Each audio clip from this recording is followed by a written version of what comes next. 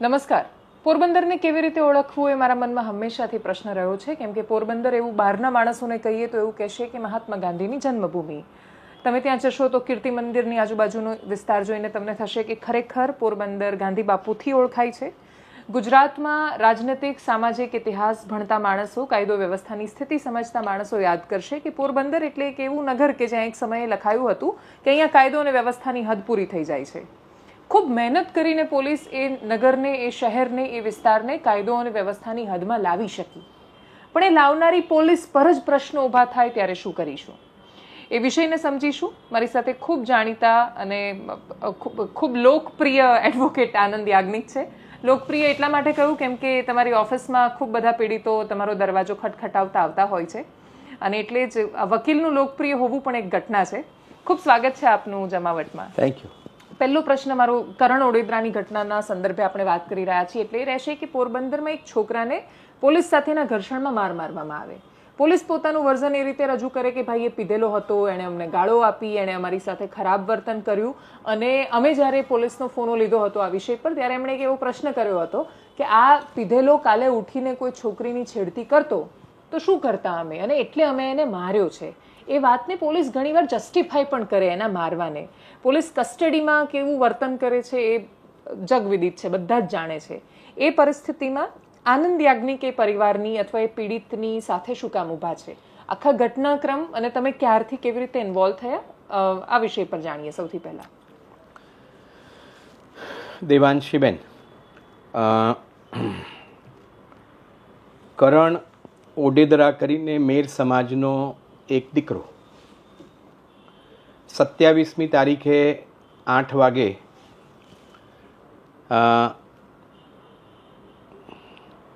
એ જતો હશે, અને છાયા કરીને જે વિસ્તાર છે એમાં એ એલસીબી સાથે સંકળાયેલા એક અજયભાઈ નામના વ્યક્તિ સાથે મોટરસાઇકલ અથડાયું કે પસાર થયું કે બ્રેક મારી કોઈ કે એને કારણે એ બંને જણા વચ્ચે બોલાચાલી થઈ. ત્યાર પછી એ અજયભાઈ એવું કહ્યું કે હું એલસીબી સ્ટાફનો છું અને લે પીએસઆઈ સાથે વાત કર. એટલે આ કરણભાઈ એમણે પીએસઆઈ સાથે પણ વાત કરી, અને આ અજયભાઈ પોલીસ કર્મચારી છે કે નહીં કોઈને ખબર નથી, પણ કલેક્ટિંગ એજન્ટ કહેવાય છે એલસીબી પોરબંદરના. એમણે અને એલસીબીના જે ઇન્ચાર્જ પીઆઈ છે અને આમ પીએસઆઈ કાંબરિયા કરીને એમની સાથે વાત કરાઈ કરણ ઓડેદરાની. એનામાં પણ ગાળાગાળી થઈ, અને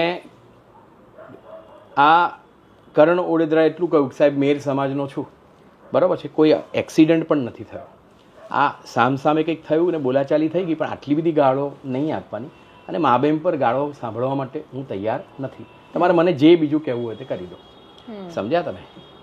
એટલે પીએસઆઈને એણે સામે આ જવાબ આપ્યો એ એનો ગુનો.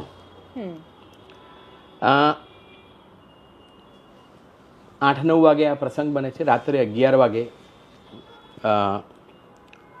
બટુકભાઈ વિંજુડા જે એલસીબીના એએસઆઈ છે તે આ અજય અને એલસીબીના બીજા 2-4 માણસો એ પેલી જીપમાં આવે છે, બોલેરોમાં, આને એના ઘરેથી એના પિતાની હાજરીમાં લઈ જાય છે.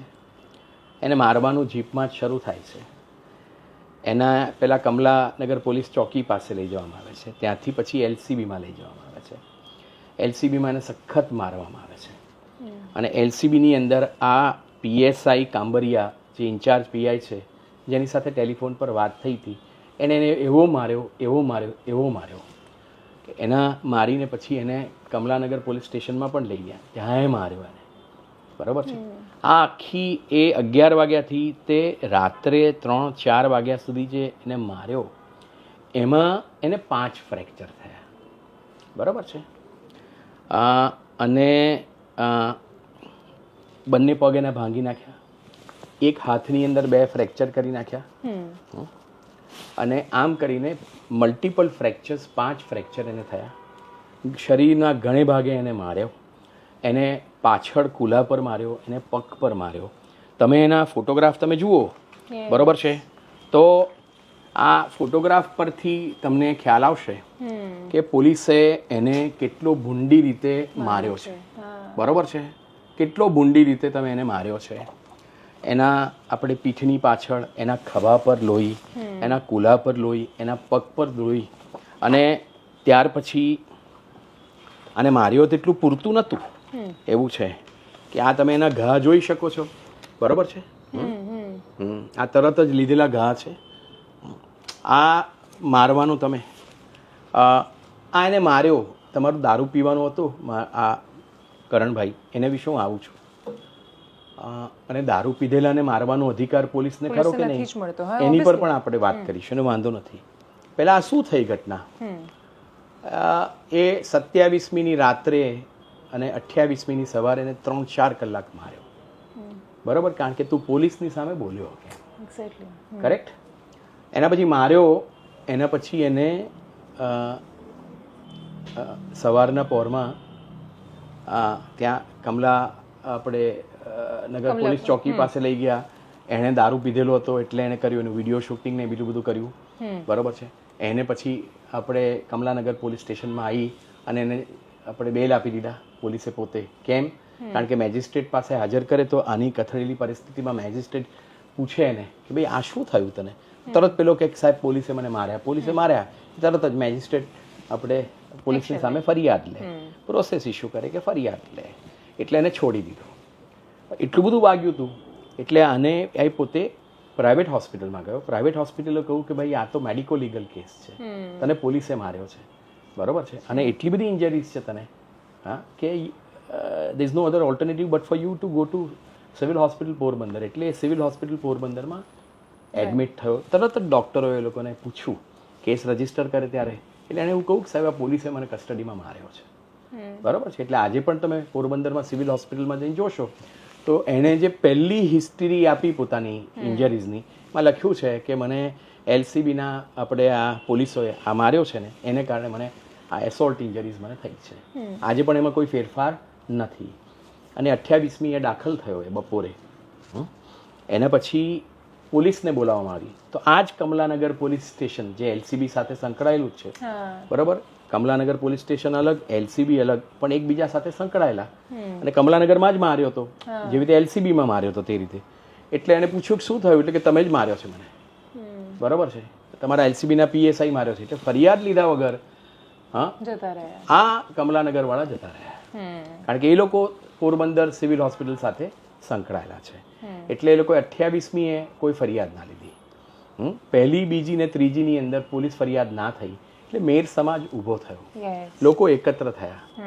આ કરણ ઓડેદરાના પિતા જયમલ ઓડેદરાએ એમણે તરત એસપીને બહુ ડિટેલમાં ફરિયાદ આપી. કામરિયા, પછી પેલા બટુકભાઈ કરીને જે પેલા એએસઆઈ છે વિંજોડા, તે આ અજય અને બીજા બધા પોલીસ કર્મચારી સામે આ ફોટોગ્રાફ આપ્યા. બરોબર છે? કે સાહેબ આ મને માર્યો છે. ત્યાર પછી એસપીને તમે આપ્યું, આઈજીને આપ્યું, કલેક્ટરને આપ્યું. બરોબર છે?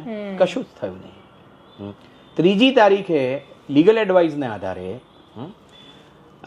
કરણ ઓડેદરાએ પોતે કમલાનગર પોલીસ સ્ટેશનની અંદર આ ઇન્જરી અને આ ડોક્યુમેન્ટોની સાથે એક વિધિવત ફરિયાદ કરી અને એની પર એકનોલેજમેન્ટ લીધું કે તમે મને એકનોલેજમેન્ટ આપો. તમે એફઆઈઆર તો નથી જ પાડવાના, પણ મારી આ અત્યાર સુધી મારા પિતા મારા બધી ફરિયાદ કરતા હતા.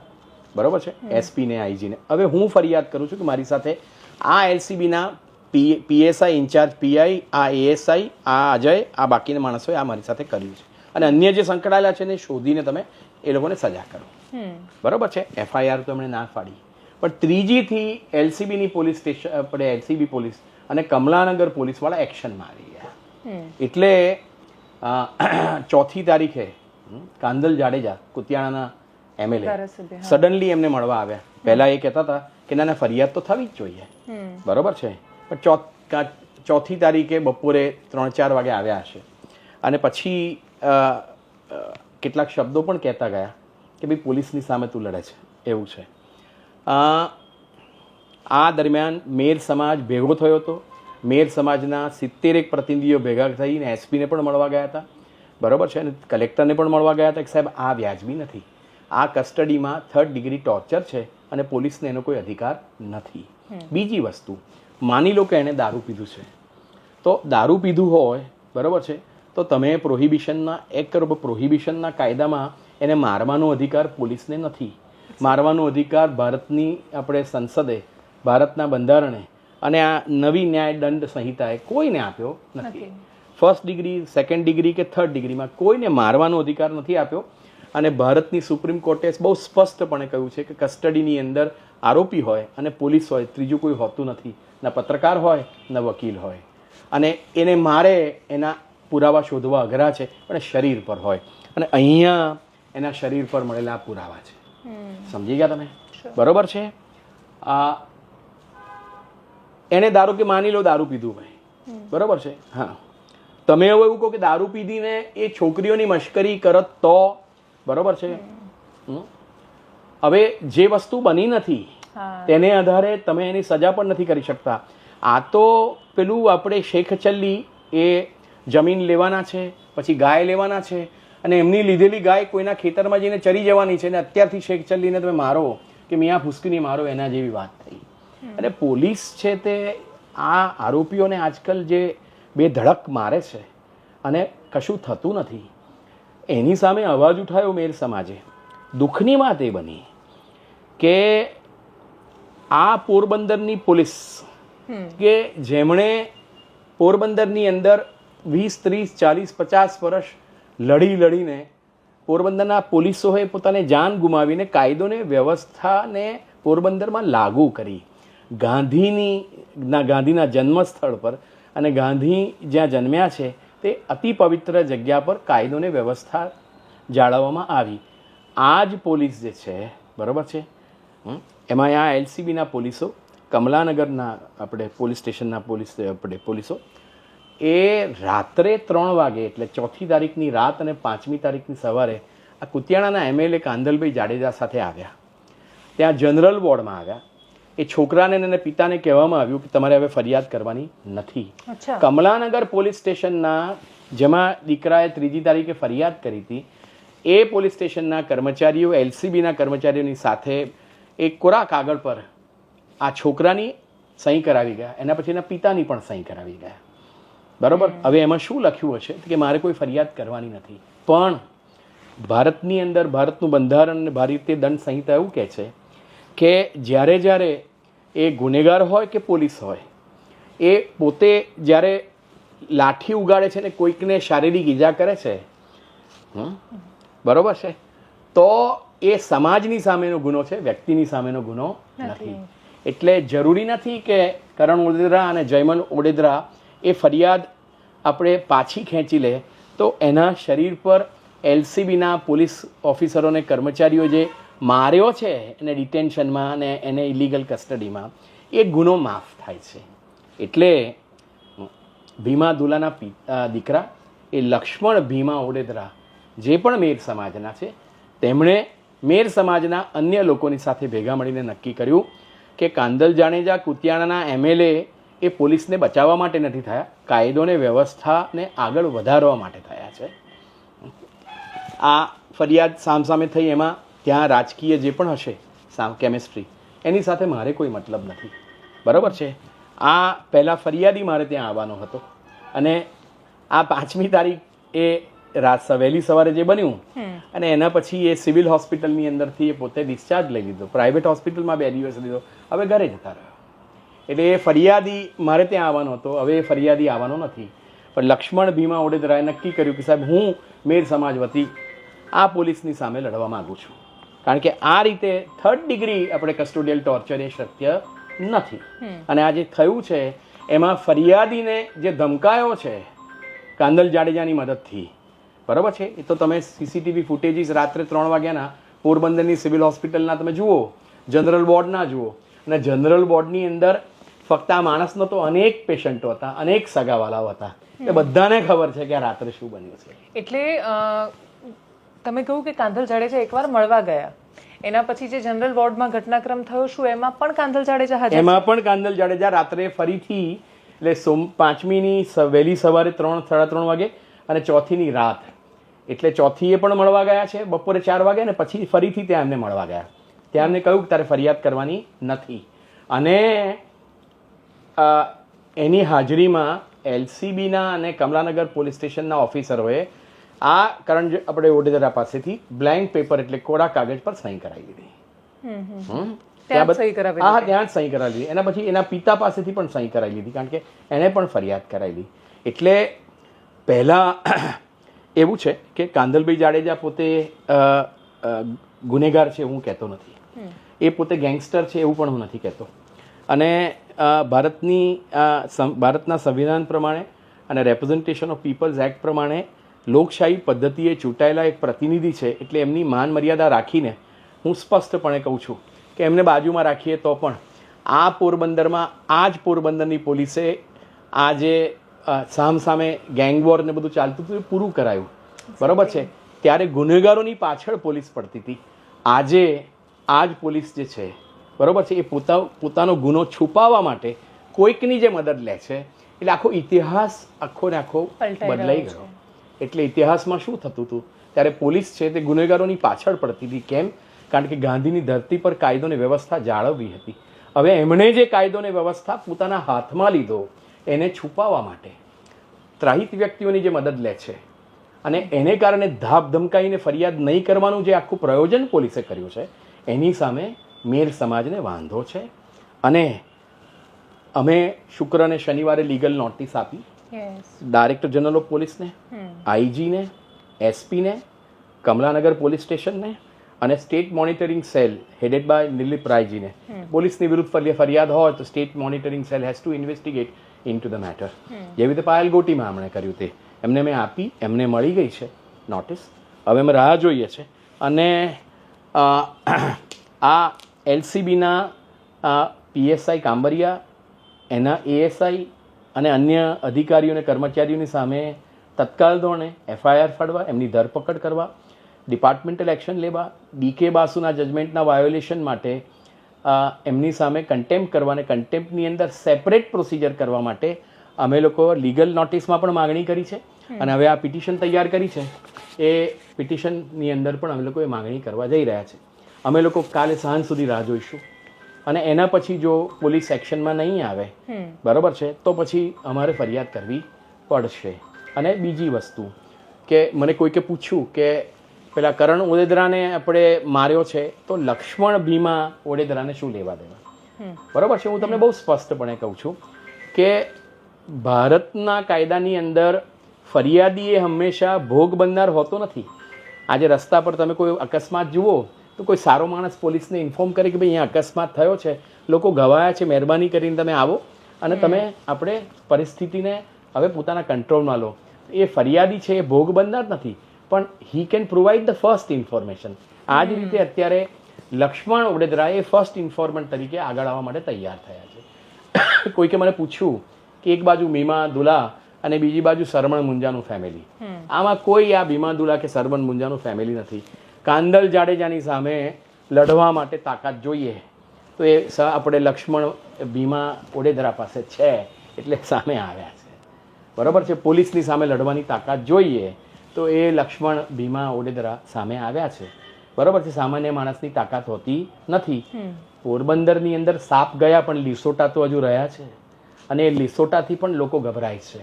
એટલે આ પિટિશન કરવાની જરૂર પડી કે પોરબંદરમાં પોલીસ એ કાયદોની વ્યવસ્થા તોડે, કસ્ટોડિયલ એટ્રોસિટી કરે, ફરિયાદ પાછી લેવા માટે ચૂંટાયેલા અધિકારીઓની મદદ લે, આ ધાપ ધમકીનું વાતાવરણ પોલીસ કરે, એ ગાંધીજીને જીવતા હોત તો પસંદ નહોતું.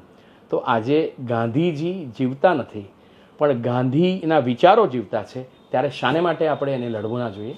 એ પણ એક વિચાર છે.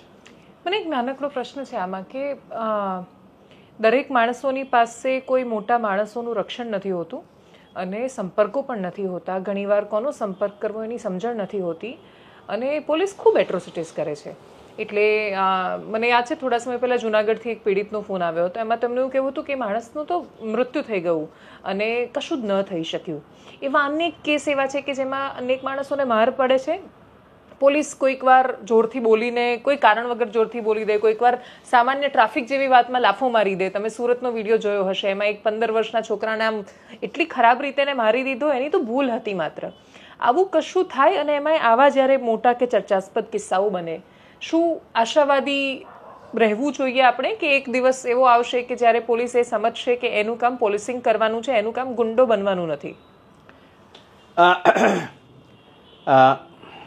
આપણી ભારતની જે લોકશાહી છે એ ભારતના બંધારણ પ્રમાણે 3 પાયા પર નિભે છે, આધારિત છે. એક ન્યાયતંત્ર, બીજું સંસદ અને વિધાનસભા, અને ત્રીજું એક્ઝિક્યુટિવ એટલે કે બાબુશાહી. બરાબર છે. જ્યારે સરકારના ચૂંટાયેલા પ્રતિનિધિઓ અને ન ચૂંટાયેલા સરકારી નોકરો જે કાયદો અને વ્યવસ્થા જાળવવા માટે બંધાયેલા છે, એ જ કાયદો અને વ્યવસ્થા જ્યારે તોડે ત્યારે એક્ઝિક્યુટિવ જે લોકોની સમક્ષ જ્યારે ત્રાસ ગુજારે ત્યારે ભારતનું બંધારણ એવું કહે છે કે મૂળભૂત અધિકારો લોકોના જ્યારે સરકાર કે એનો પ્રતિનિધિ જ્યારે એમની પર તરાપ મારે ત્યારે એનું રક્ષણ કરવાની ફરજ હાઈકોર્ટ અને સુપ્રીમ કોર્ટની છે. અને ભારતના બંધારણમાં અને આ 75 થી 80 વર્ષના ઇતિહાસની અંદર અનેક વખત જેલની અંદર પણ લોકોને માર્યા છે ત્યારે, અને ત્યાર પછી એવા અનેક આપણી પાસે જજમેન્ટ છે કે જેની અંદર એ લોકો એ સ્પષ્ટપણે કહે છે કે પોલીસ અત્યાચારની સામે પોતાના મૂળભૂત અધિકારોનું રક્ષણ કરવું એ ફક્ત ભોગ બનનારની ફરજ નથી, સમાજની પણ ફરજ છે. સમાજ આગળ આવે જો ભોગ બનનાર બીતો હોય તો, અને એનું રક્ષણ હાઈકોર્ટ અને સુપ્રીમ કોર્ટ કરશે ને કરશે જ. અને હું માનું છું કે જ્યારે આ પાર્લામેન્ટ, એક્ઝિક્યુટિવ અને જ્યુડિશિયરીની વચ્ચે જ્યારે આ પ્રકારનું ઇમ્બેલેન્સ થયું હોય, જ્યારે સરકાર જે લોકોના આપણે હકો એ વ્યક્તિગત કે સામૂહિક હકો જ્યારે લઈ લેતા હોય ત્યારે જે પ્રસંગ બનતો હોય, બરાબર છે, તો એમાં ન્યાયતંત્ર એ લોકોના પ્રતિનિધિ તરીકે ઊભું રહેશે અને સરકાર અને લોકોની વચ્ચેનું જે આપણે બેલેન્સ છે, જે આંદોલન છે, તેને એક સમાનતાના પટ પર લઈને આવશે હું માનું છું. અને મને હજુ ન્યાયતંત્ર પર પૂરેપૂરો વિશ્વાસ છે. થેન્ક યુ સો મચ આનંદભાઈ ફોર જોઈનિંગ અસ. અને ન્યાય પર બધાનો સમાન અધિકાર છે, એટલે આપણે જે રીતે જાતીય, ધાર્મિક કે રાજનૈતિક બાબતો પર ખૂબ જલ્દી પ્રભાવિત થઈને સંગઠિત થઈ જતા હોઈએ છીએ, અન્યાયની સામે ન્યાય માટે પણ જો સંગઠિત થઈને અવાજ ઉઠાવીશું તો મને એવું લાગે છે કે ભવિષ્ય ખૂબ આશાસ્પદ છે. નમસ્કાર.